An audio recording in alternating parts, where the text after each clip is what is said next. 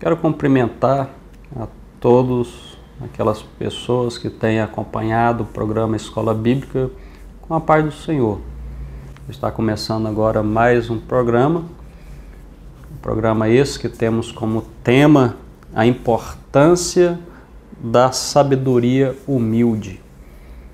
Essa aula já é a de número 3 desse terceiro trimestre, onde estaremos estudando então no dia 20 de julho, né? No próximo domingo agora estaremos então estudando esse tema, né, tão importante nas nossas igrejas. E quero aproveitar essa oportunidade para convidá-lo também para estar juntamente conosco aprendendo a palavra do Senhor.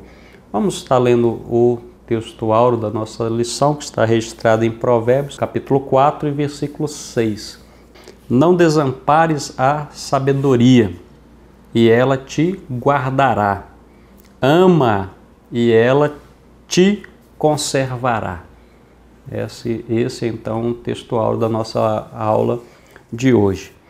Então, nós observamos que nos escritos de Salomão, nós encontramos um convite fervoroso à busca pela sabedoria. Então, quando estudamos, né, os escritos de Salomão, nós percebemos esse apelo, né, esse convite para se buscar a sabedoria.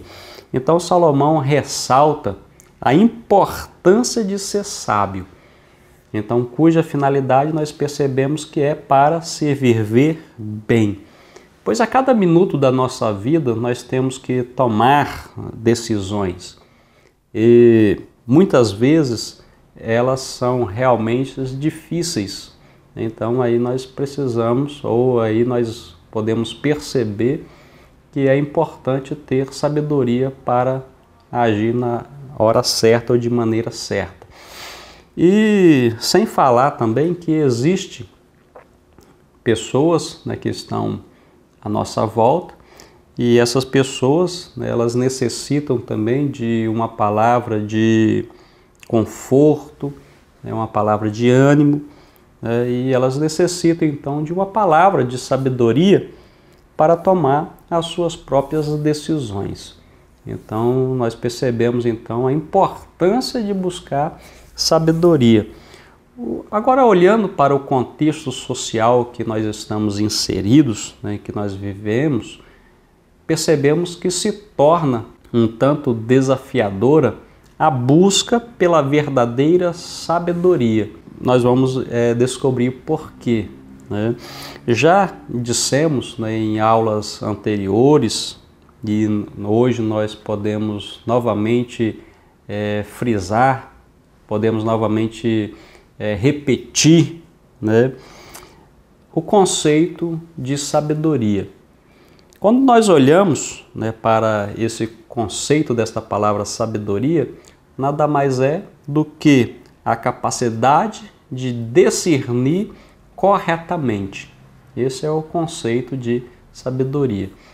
E a aula de hoje, né, os objetivos propostos para ela é o seguinte: primeiramente ela vem para descrever, né, a sabedoria que vem de Deus, né, que vem do alto. O segundo objetivo é para demonstrar na prática a sabedoria humilde. E em terceiro lugar é compreender a distinção entre a verdadeira sabedoria e a arrogância, né? Então esses são também os objetivos propostos para a nossa aula de hoje.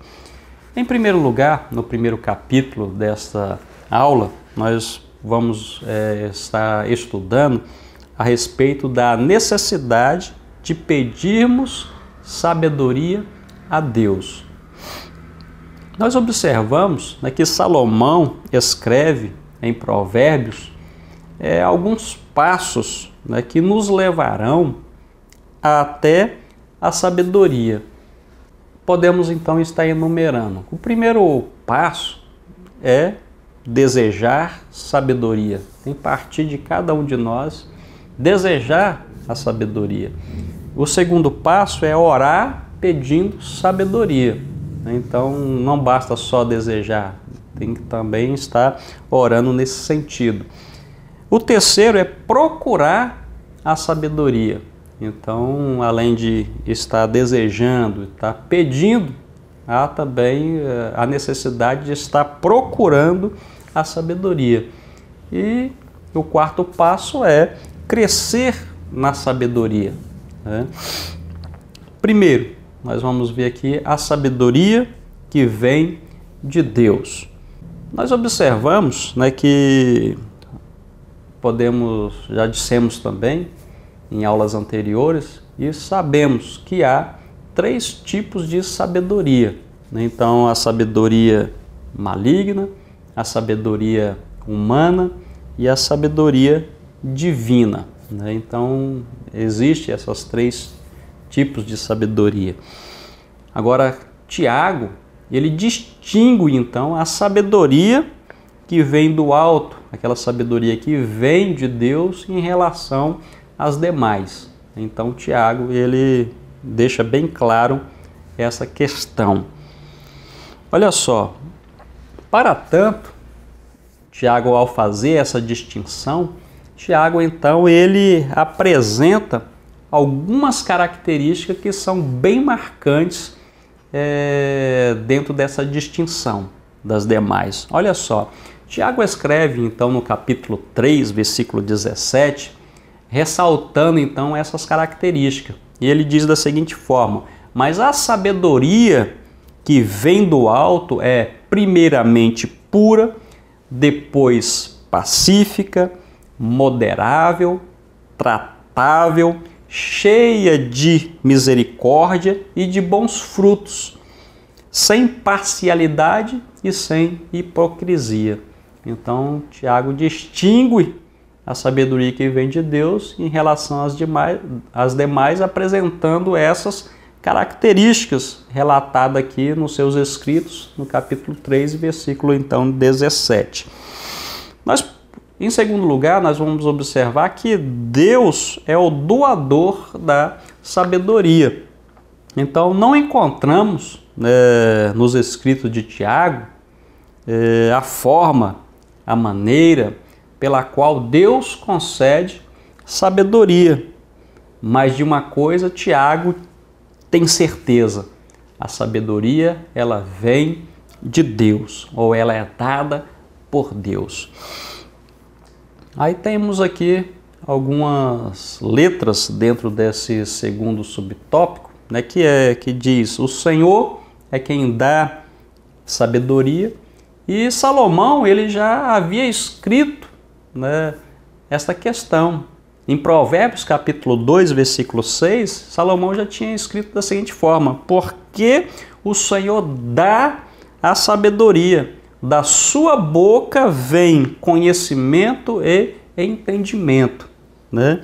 Então basta somente pedir a Ele, né? Pois o próprio Jesus, ele disse, olha só: pedi e dar-se-vos-á, buscai e a encontrareis, batei e abre-se-vos-á, pois aquele que pede recebe, o que busca encontra e o que bate se abre. Nós vamos observar também que o Senhor dá todas as coisas. Olha só, de tudo o que o Senhor pode nos conceder, que dádiva melhor poderia pedir do que a sabedoria? Foi isso exatamente que Salomão pediu, né? O Senhor chegou para ele e falou: pede-me o que quiseres, né? Então pode pedir. E Salomão não pensou 2 vezes, né? Pediu para o Senhor, né? Eu quero sabedoria. Pois a cada minuto de nossas vidas, como já dissemos aqui, temos que tomar decisões. E muitas vezes elas são realmente muito difíceis. Outra, o Senhor dá a todos os homens. Então, como é gostoso, como é bom, né, sabermos, né, que o Senhor, ele não faz acepção de pessoas. Ele nos trata todos por iguais, né? Não tem maior nem menor, não tem um bonito e nem mais feio, né? Todos somos iguais diante do Senhor, né? E o Senhor também ele dá liberalmente. Então, ao dar a sabedoria àquele que pede, Deus não faz ressalvas, né? Ou seja, restrições, condições. Sabemos que ele simplesmente a dá liberalmente, pois é cheio de bondade. Caminhando mais à frente, que nós encontramos também que o Senhor, ele dá e sem lançar em rosto. Uma prova disto, né, que eu vejo que o Senhor a dá e não se arrepende ao conceder suas dádivas então ao homem, pois a prova disso está, né, no fato de ele não lançar em rosto quando nós o decepcionamos. E quantas vezes nós decepcionamos o Senhor? Aí o Deus não chega e fala assim, olha, eu te dei isso e você está me decepcionando, você está deixando a desejar. Então é prova que o Senhor, então, ele dá, concede as suas dádivas e não lança em rosto, né? O terceiro e último, então, subtópico desse primeiro capítulo é pedir a Deus sabedoria. Então hoje são poucos os cristãos que se destinam então ao estudo e meditação da palavra de Deus, né? Isso, né, é uma cilada de Satanás, para que os crentes então, né, se tornem vulneráveis nessa batalha. Olha só, nota-se que há pessoas com dificuldades de entender a palavra de Deus. Nós percebemos isso, né? E de vivenciar também conforme a palavra de Deus. Então tem dificuldade de entender e também de vivenciar o que a palavra de Deus, né, está normatizando. Por essa razão, então, Tiago exorta os cristãos daquela igreja ou de todas as igrejas, pois ela se trata então de uma epístola geral, né, a pedirem a Deus sabedoria. Para conseguir então sabedoria de Deus, basta simplesmente pedir, né?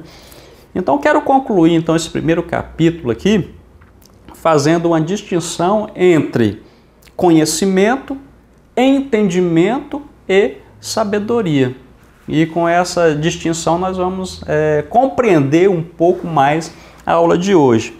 Olha só, quem tem conhecimento, aquela pessoa que tem conhecimento, ela é capaz então de lembrar, trazer à memória e ter acesso à informação. A pessoa sabe as escrituras, né? Então aquela pessoa que consegue memorizar versículos, cita um versículo de cor, então a pessoa sabe as escrituras. A palavra de Deus então está nele, a pessoa é estudiosa, contudo é possível, olha só, ter conhecimento e faltar entendimento e sabedoria. Ter os fatos, mas não ter a menor ideia do significado e do que fazer depois. Então, contudo, nós vimos a questão do conhecimento. Agora, entendimento é outra coisa. Então, quem tem agora entendimento é capaz de tirar o significado da informação. No primeiro caso, ele tem informação. Agora, aqui no caso do entendimento, a pessoa tira o significado, né, da informação. A pessoa consegue ver através dos fatos. Entendimento, então, é uma lente que traz os fatos a um foco claro, né? E já o entendimento produz as regras e os princípios. E agora, concluindo com a sabedoria, vamos ver agora a distinção, né? Já aquele que tem sabedoria sabe que os princípios devem ser aplicados, né? Ele sabe que os princípios devem ser aplicados no momento certo, né? Entendimento sem sabedoria pode parecer até contraditório, né? Então foi aquele significado que nós demos antes, né? O conceito de sabedoria, que é nada mais do que a capacidade de discernir corretamente. Vamos para o segundo capítulo, que é a demonstração prática da sabedoria humilde. Primeiro, a sabedoria colocada em prática. Tiago capítulo 3, versículo 13, Tiago diz da seguinte forma: quem entre vós é sábio e entendido? Ele fez uma pergunta. Mostre pelo seu bom procedimento as suas obras em mansidão de sabedoria. Então esse versículo quer dizer que a sabedoria só é válida quando colocada em prática. Então se essa pessoa fala que tem sabedoria, mas na prática não revela, não mostra, então acaba sendo nula, né? Ou seja, o mestre deve praticar aquilo que ele está ensinando.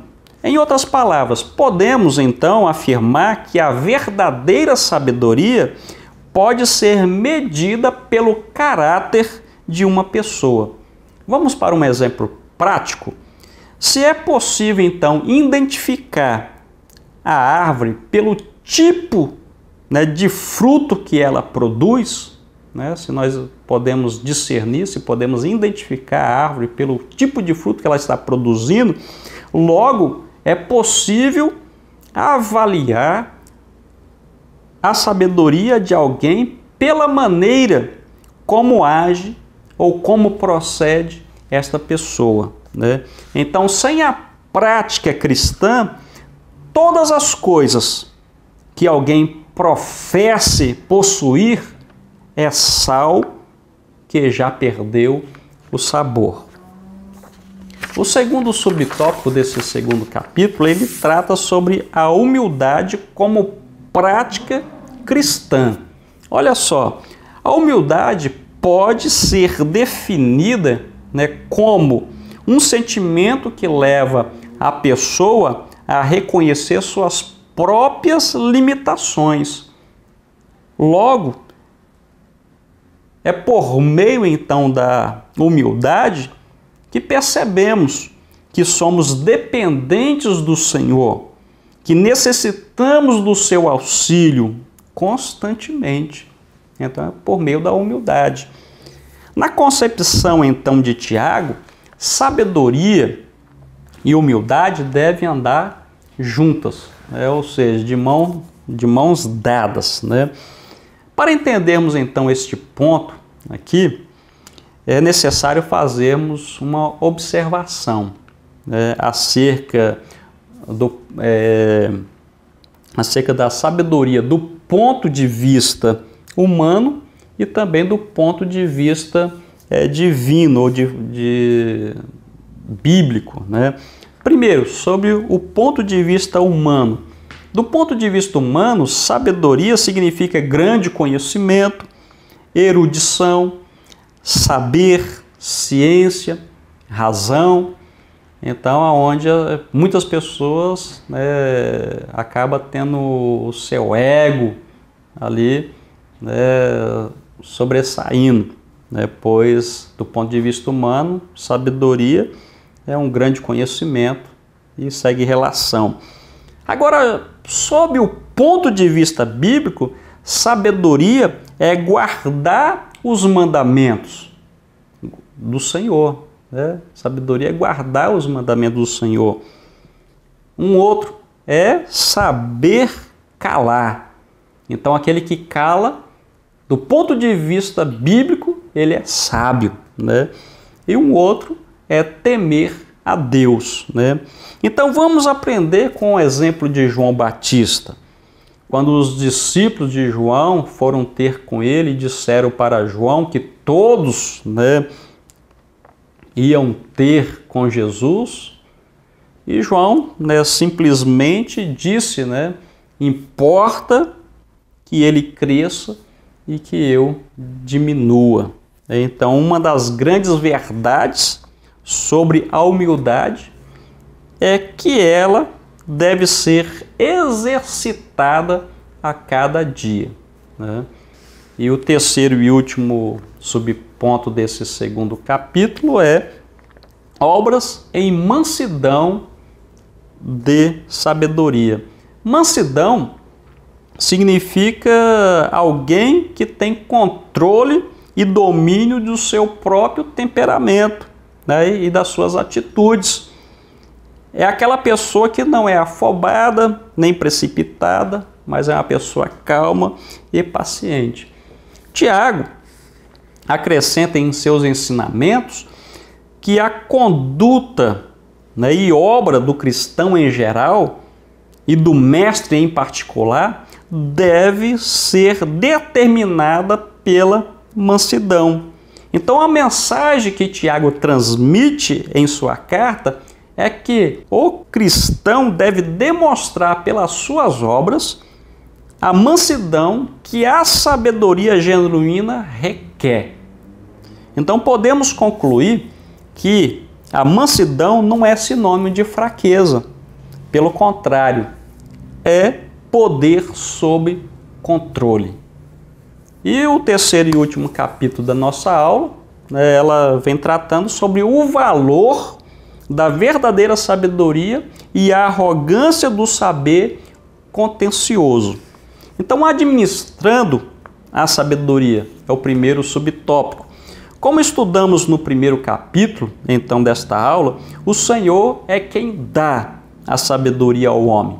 Agora cabe a pessoa que recebeu essas dádivas do Senhor administrar aquilo que o Senhor concedeu, pois o escritor da revista, ele diz que uma vez dada por Deus, tal sabedoria constitui-se parte da natureza do crente. Então, nesse sentido, a sabedoria ela é administrada ou a sabedoria é evidenciada na forma com que nós tratamos uns aos outros. Então, quando promovemos a paz.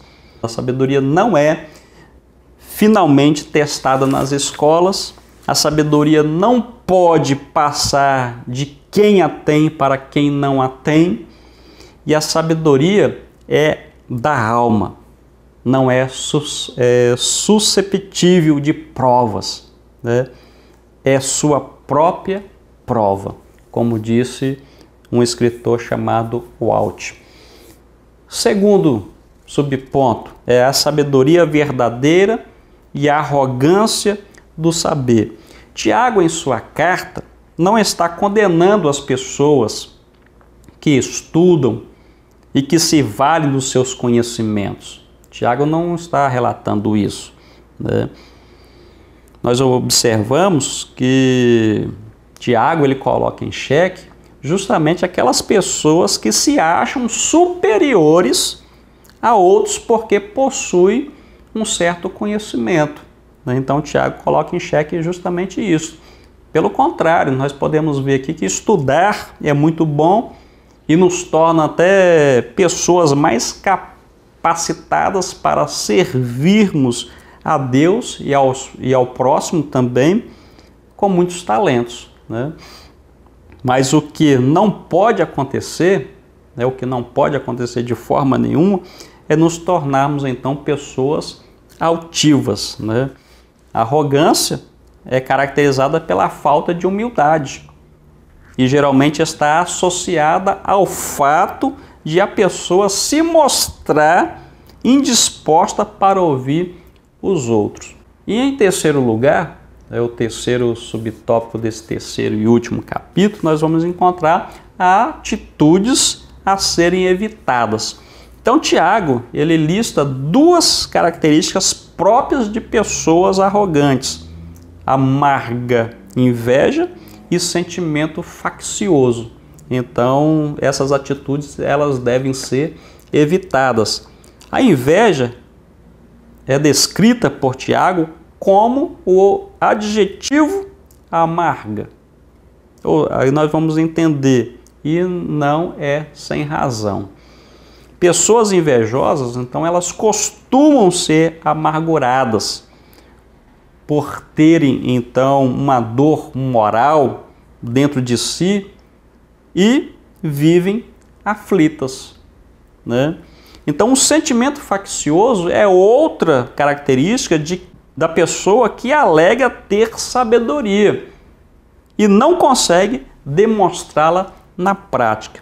Então, Tiago conclui afirmando que a suposta sabedoria é classificada como sendo animal e diabólica.